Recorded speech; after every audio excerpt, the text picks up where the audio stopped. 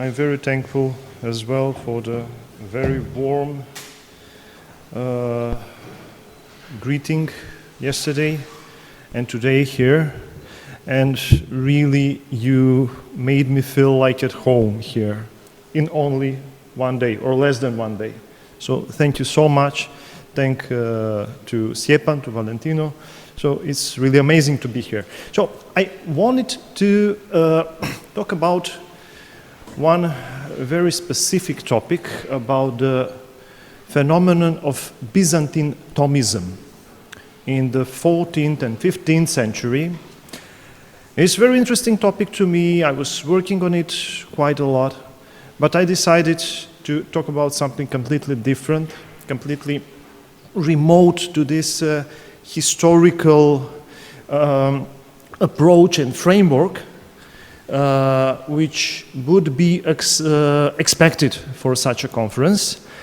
Instead, I preferred to talk more about a more methodological topic that is connected to the very idea of the dialogue between the Catholics and the Orthodox today. So it may seem that at some points that what I will talk about is not so directly connected to the very question about the dialogue between East and West, but some of the implications are extremely important, and I think that we should put them in the methodological fundament, and maybe we can reflect furthermore in the discussion if there is a possibility and time for that.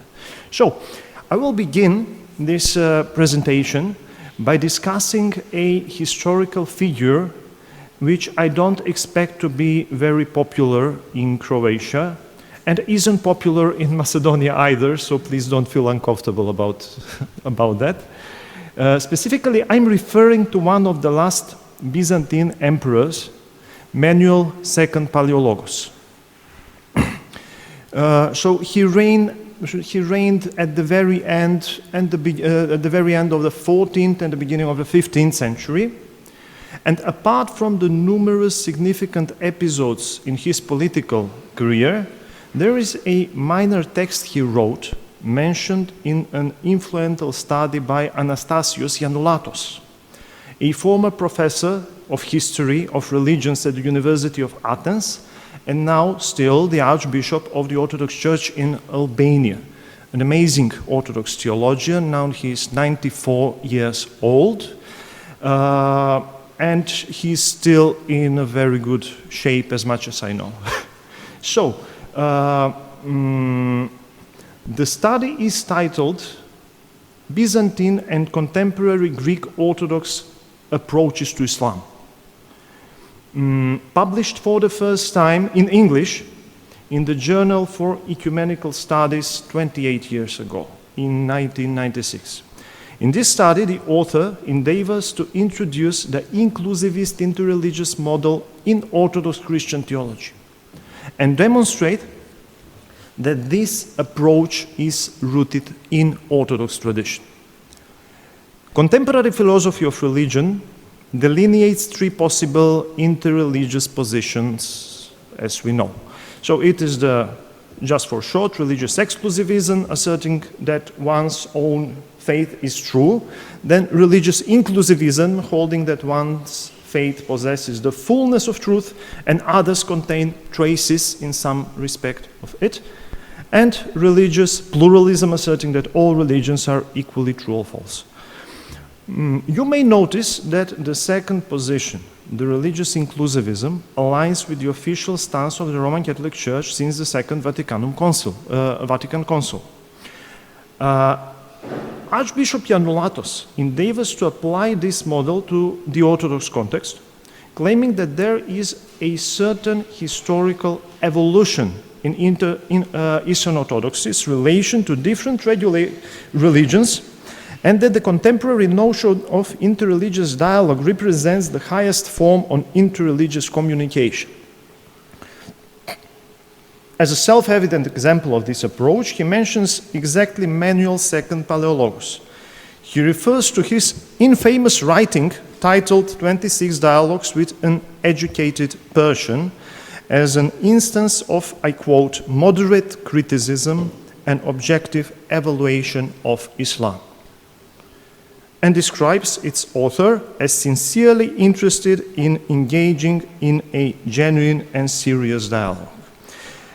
Yes, you heard me correctly, I named the text as infamous because the text was later quoted by another contemporary Christian scholar, the well-known professor from Tübingen and a former prefect of the Congregation for the Doctrine of Faith.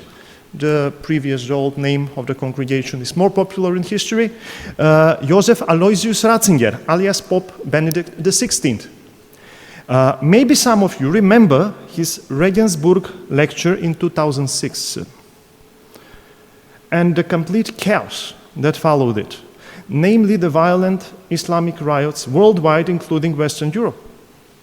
The motive for all this chaos was a single quotation from this supposedly moderate, objective, and sincere writing of the Byzantine Emperor Manuel. Regardless, where he talks about Islam in a way that could be today defined as politically incorrect. So, regardless all explanations asserting it was merely an academic quotation did not, and not a personal view of the lecturer, did not suffice. In the end, the Pope had to issue a public apology for that. In the context of this introductory example, you observe how the same medieval text can be interpreted in two entirely opposed directions. Archbishop Janulatos expends maximal effort to find a piece of text within his tradition that could serve as a historical argument in favor of the prevailing notion of dialogue, considered as discovering and experiencing the religious values of others to enrich, deepen, renew, and correct one's own faith. The formulation is quite familiar, right?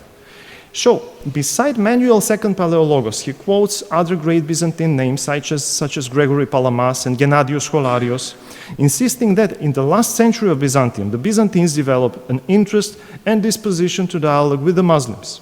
Indeed, the mentioned authors were very careful not to offend each other, the other side, and even tried to make positive statements about some religious practices of the Muslims.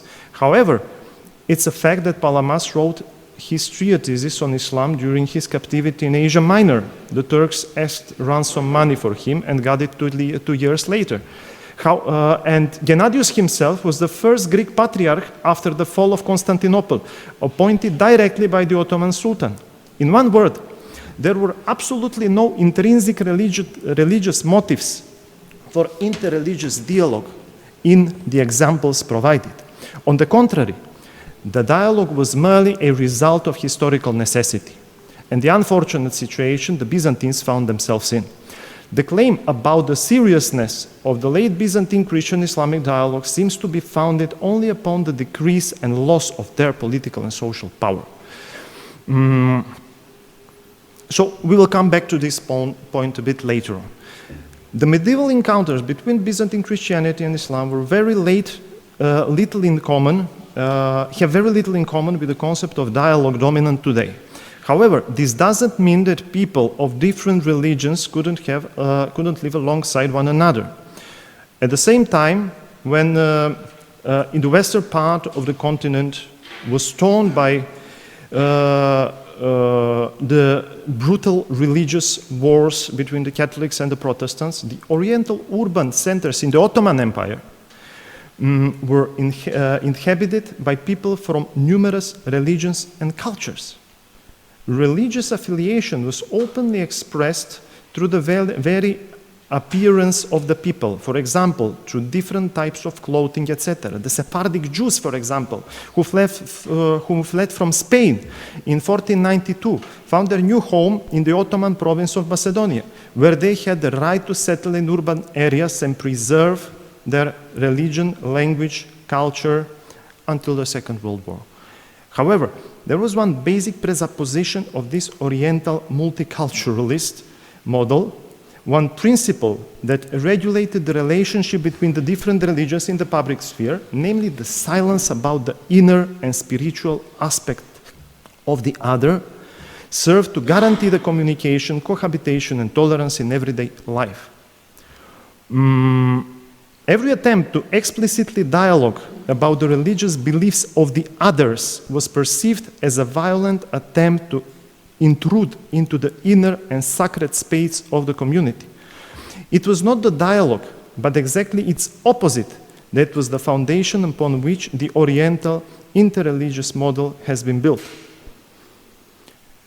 From today's perspective, the efficiency of the modern concept of interreligious dialogue is perceived as self-evident. However, it's possible to point out other models that in given historical social conditions have proved themselves equally efficient.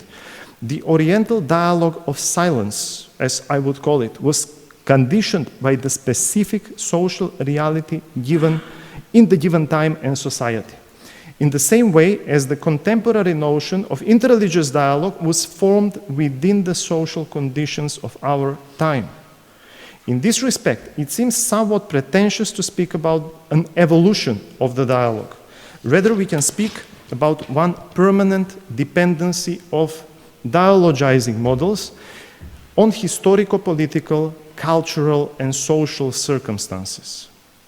If this is right, there is absolutely no need to legitimize the contemporary participation in interreligious forums by ascribing it to authorities from the past, as Archbishop Janulatos does. It is legitimate as such. So, another cornerstone of the Ottoman social model was their concept of identity, according to which ethnicity was primarily defined by religion. This identity was referred to as millet, denoting a specific religious group recognized by the state.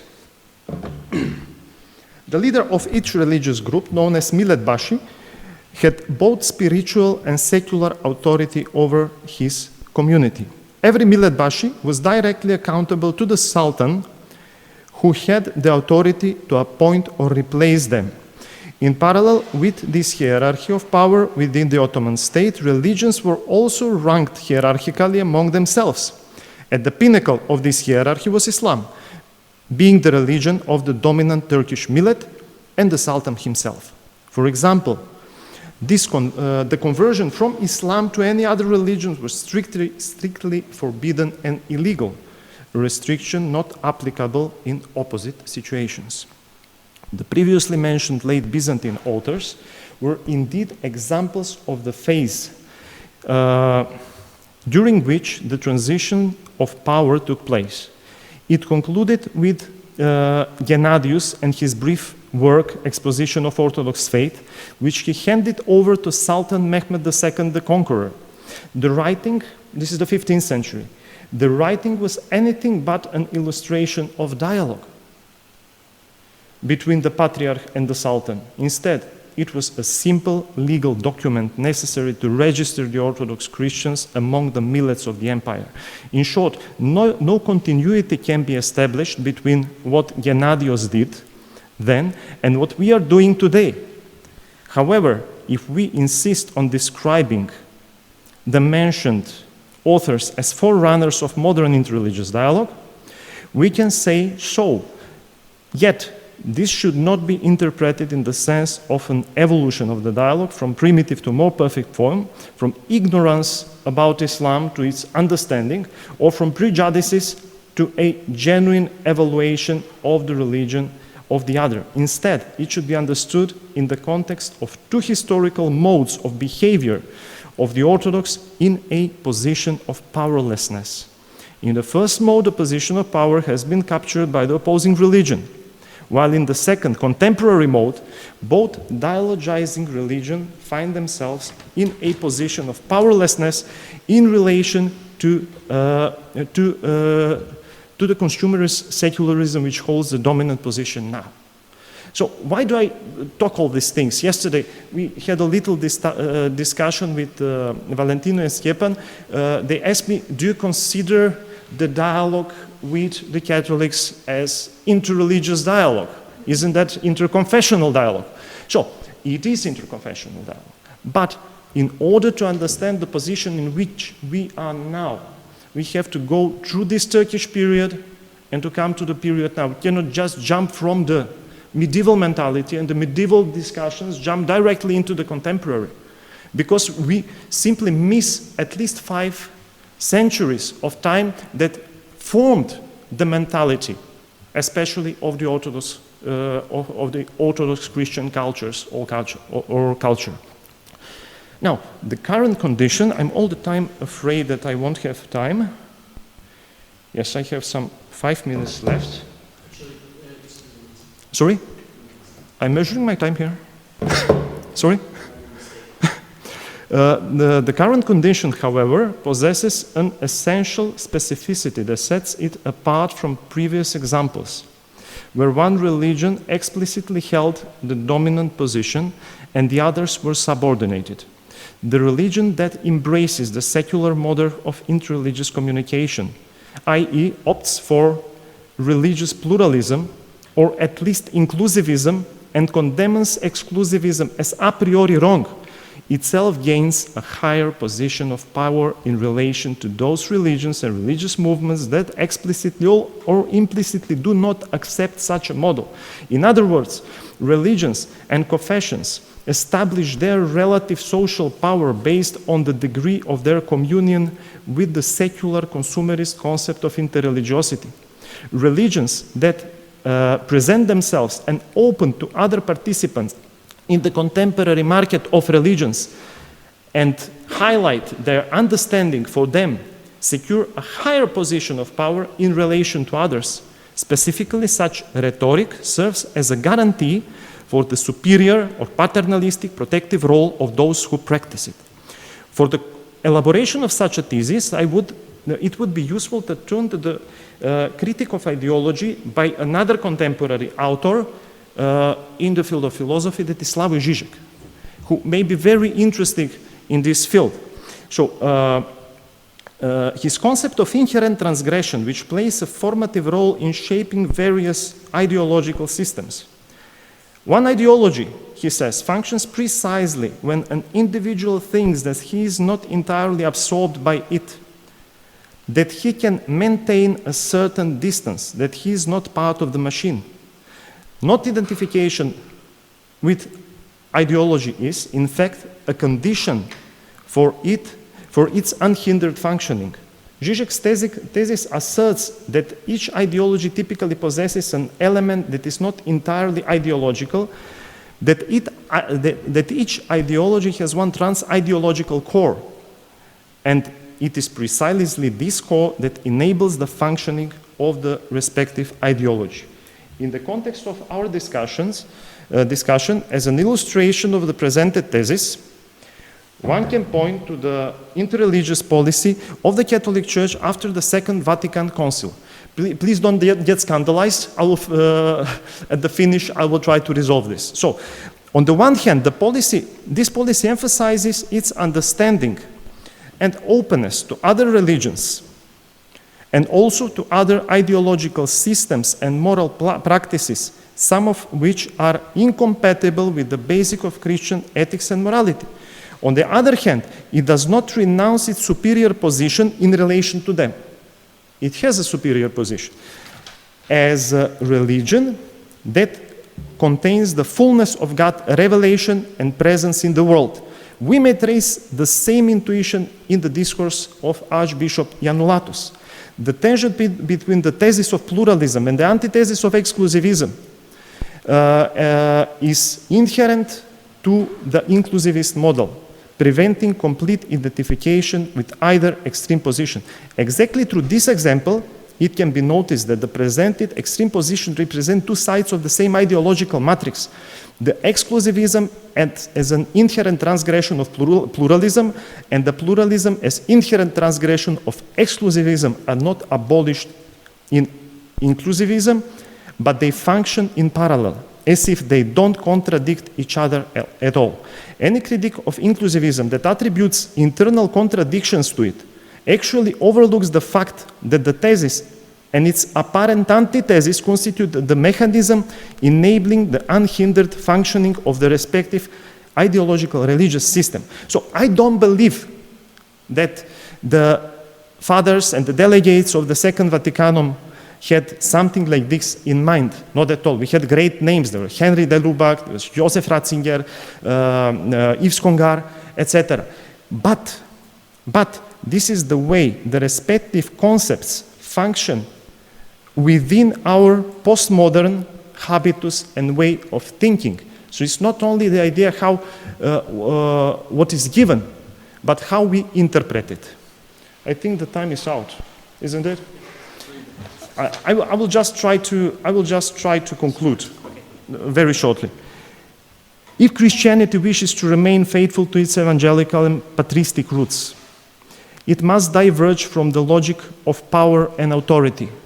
And I spoke about the idea of being dependent on the systems of power within society. And this logic of power and authority constitutes both secular and religious ideological systems. What Christ exemplifies in the gospel and what monasticism, for example, embodies from the time when Christianity was recognized as an official imperial religion should serve as a guiding principle for modern Christians. In the Conditio Humana, the trajectory of ideological structuring of reality may appear inevitable. However, the eschatological perspective of Christian ascetic philosophy makes a radical cut between the supreme position of power in the metahistoric kingdom of God and the powerlessness of Christians in this world. No matter how unobvious this may seem, the deprivation of power and authority is a fundamental principle upon which the Christian presence and mission in secular society should be built. The